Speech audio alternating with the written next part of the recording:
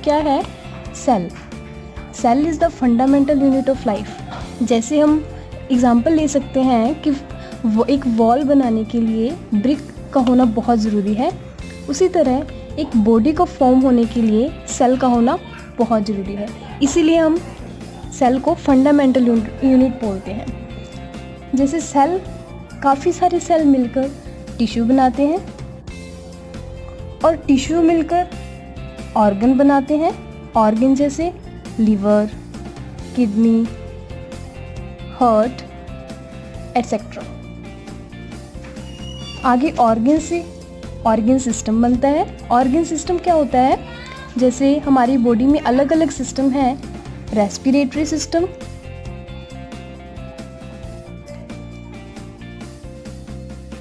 Excretory system,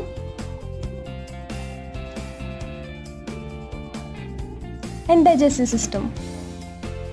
इसी तरह हमारी बॉडी में सिस्टम है, उनको हम बोलते हैं ऑर्गन सिस्टम। और ऑर्गन सिस्टम मिलके क्या बनाते हैं? एक ऑर्गेनिज्म। सो हम देख सकते हैं कि एक ऑर्गेनिज्म को बनाने के लिए एक सेल का होना बहुत ज़रूरी है। सो इसलिए हम सेल को एक फंडामेंटल यूनिट बोलते हैं लाइफ की। अब हम देखेंगे कि cell, what is the organization of cell.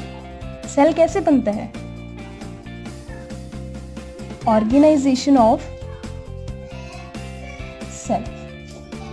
सबसे पहले हम देखेंगे कि there are 3 features which are common in every type of cell. चाहे वो किसी भी तरह का सेल हो, 3 फीचर्स ऐसे हैं जो कि हर एक सेल में प्रेजेंट होते हैं। 3 features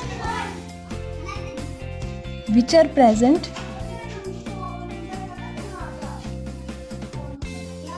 in every cell.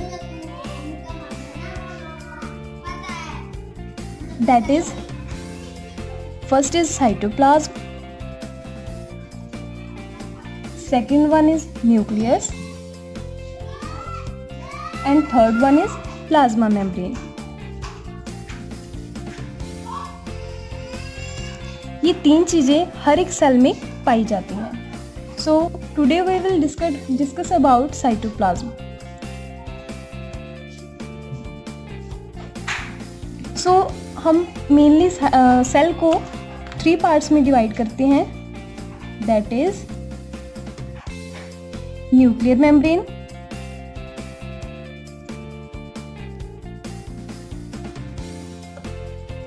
Cell membrane,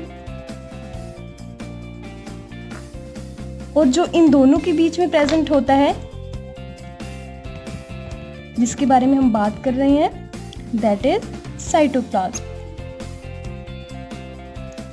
cytoplasm और न्यूक्लियर मेम्ब्रेन क्या होता है? जो न्यूक्लियस को साइटोप्लाज्म से डिफरेंशिएट करे, अलग करे, उसको हम न्यूक्लियर मेम्ब्रेन बोलते हैं। सो साइटोप्लाज्म एक जेली लाइक स्ट्रक्चर है।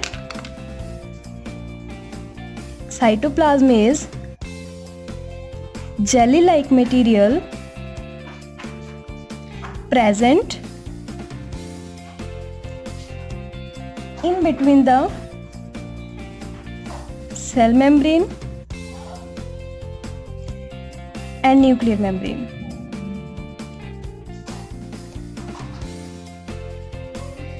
जैसे कि आप देख सकते हो, ये साइटोप्लाज्म है और ये कहाँ प्रेजेंट है? न्यूक्लियर मेम्ब्रेन और सेल मेम्ब्रेन के बीच में। So cytoplasm is a jelly like material. Main ये है कि जेली लाइक मटेरियल है, present in between the cell membrane and nuclear membrane. So ये जेली लाइक मटेरियल क्यों है? क्योंकि साइटोप्लाज्म में ऐसे छोटे छोटे काफ़ी सारे सब्सटेंसेस प्रेजेंट हैं जो कि इसको ना ही लिक्विड की कैरेक्टरिस्टिक्स देते हैं और ना ही सॉलिड की। इसलिए साइटोप्लाज्म एक जेली लाइक स्ट्रक्चर है। सो साइटोप्लाज्म में क्या क्या प्रेजेंट होता है?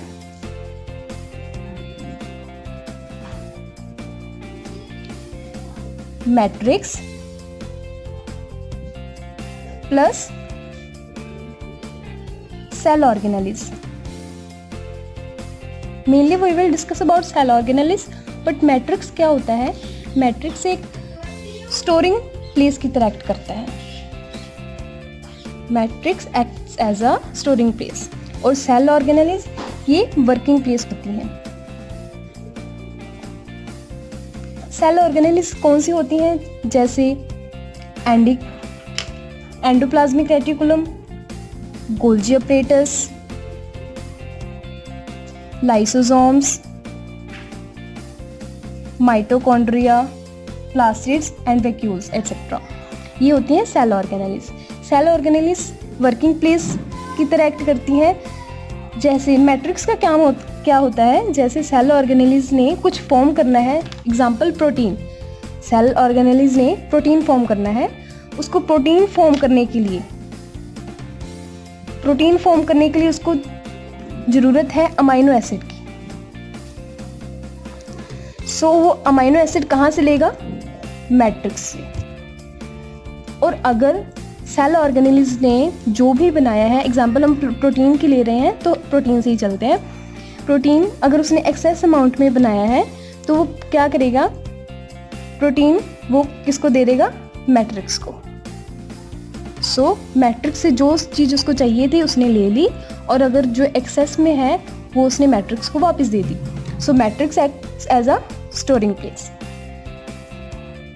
तो जैसे हम नेक्स्ट देखते हैं कि प्रोकैरियोट्स में क्या होता है? न्यूक्लियस प्रेजेंट नहीं होता है। प्रो मतलब विदाउट, पहले, विदाउट। कैरियोट्स मतलब न्यूक्लियस। कैरियोट्स वर्ड केटोन से निकला है जिसका मतलब है न्यूक्लियस, विदाउट न्यूक्लियस। सो प्रोकैरियोट्स में न्यूक्लियस प्रेजेंट नहीं होता है। और यूकैरियोट्स की बात करें, यू मतलब बाद, आफ्टर। कैरियोट्स मतलब अगेन न्यूक्लियस। यूकैरियोट्स का मतलब क्या है? With presence of nucleus. So इसमें न्यूक्लियस प्रेजेंट होता है और इसमें सेल मेम्ब्रेन भी प्रेजेंट होती है। सो we can illustrate the significance of membrane with the example of virus। कि membranes के क्या significance है वो हम वायरस के एग्जाम्पल से देख सकते हैं। जैसे वायरस खुद को लिविंग शो नहीं करता है। क्यों? क्योंकि उसके पास सेल मेम्ब्रेन नहीं होती है। जैसे ही वो किसी लिविंग बॉडी में एंटर करता है, एंटर्स द लिविंग बॉडी, उसी टाइम वो उस लिविंग बॉडी की सेल मशीनरी को यूज करके खुद मल्टीप्लाई होता है।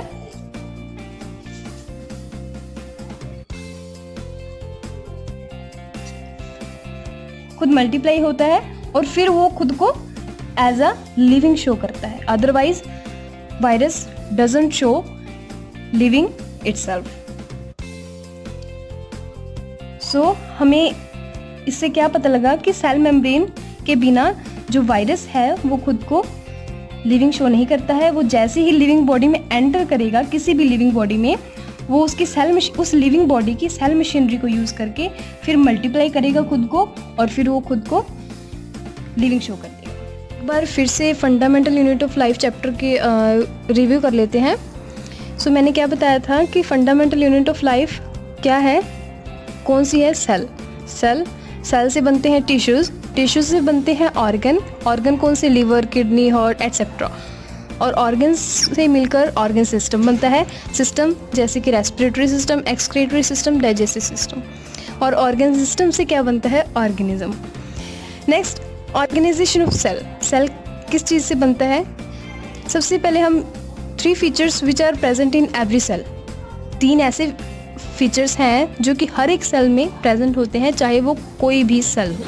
That is cytoplasm, nucleus, plasma membrane. So हम साइटोप्लाज्म के बारे में डिस्कस कर रहे हैं।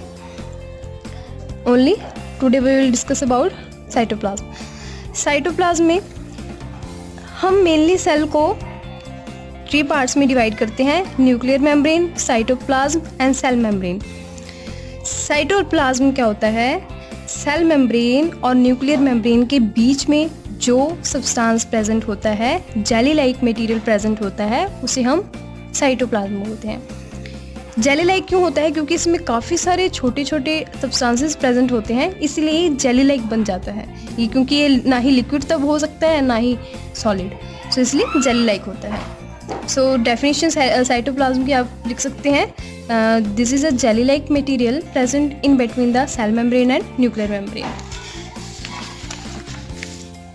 सो साइटोप्लाज्म में क्या होता है? Matrix and cell organelles. Matrix as a storing place act करता है, सेल ऑर्गेनेलिज एक वर्किंग प्लेस की तरह एक्ट करती है। सेल ऑर्गेनेलिज क्या होती हैं? Endoplasmic reticulum, Golgi apparatus, lysosomes, mitochondria etcetera. जैसे सेल ऑर्गेनेलिज ने प्रोटीन को फॉर्म करना है तो उसको अमाइनो एसिड्स की ज़रूरत है अगर, तो वो कहाँ से लेगा? मैट्रिक्स से। और मैट्रिक्स में स्टोर क्या होगा? जैसे प्रोटीन एक्सेस फॉर्म में बन गया या कुछ भी सेल ऑर्गेनेलिज ने बनाया एक्सेस फॉर्म में बन गया तो वो मैट्रिक्स में जाके स्टोर हो जाएगा। उसके बाद हमने डिस्कस किया था प्रोकैरियोट्स और यूकैरियोट्स। प्रोकैरियोट्स विदाउट न्यूक्लियस, जिसमें न्यूक्लियस प्रेजेंट नहीं होता, यूकैरियोट्स जिसमें न्यूक्लियस प्रेजेंट होता है और सेल मेम्ब्रेन भी प्रेजेंट होती है। और वायरस क्या है? वायरस के अंदर सेल मेम्ब्रेन प्रेजेंट नहीं होती, वायरस में सेल मेम्ब्रेन प्रेजेंट नहीं होती, इसलिए वो खुद को लिविंग शो नहीं करता। और जैसे ही वो किसी लिविंग बॉडी में एंटर करेगा और उसकी सेल मशीनरी को यूज़ करके खुद मल्टीप्लाई करेगा तो वो लिविंग की तरह एक्ट करने लग जाएगा। So this was all about the chapter fundamental unit of life. अगर आपको हमारी वीडियो पसंद आई हो तो प्लीज़ इसे सब्सक्राइब और लाइक जरूर कीजिएगा और ज़्यादा से ज़्यादा इसे शेयर कीजिएगा, क्योंकि हमारा मेन मोटिव हमारे हर एक बच्चे को एजुकेशन प्रोवाइड करना है। सो प्लीज़ ज़्यादा से ज़्यादा शेयर कीजिए। Thank you.